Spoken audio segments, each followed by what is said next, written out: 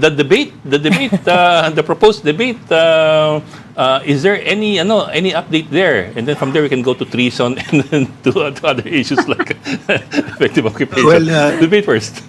Yeah, he said he accepts the debate pero binago na yung topic, no?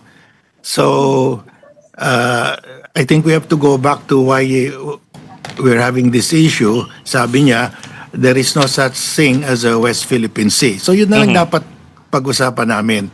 Is there such a thing as a West Philippine Sea?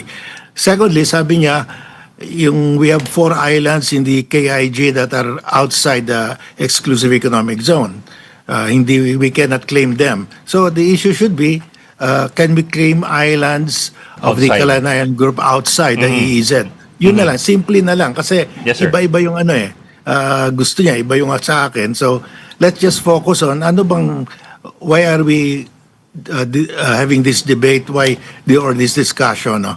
Kasi nagiging he proposed, so let's go back Yeah. to The basics. lumalayo Kasi katulad sabi niya na he will charge me with treason.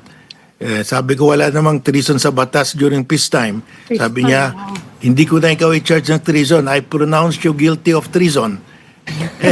He wants to be the complainant, judge, the complainant, prosecutor, and judge rolled into one. So how can you have a intelligent debate with somebody like this, no? So we have to have certain basic rules. Ano bang pinag-uusapan natin?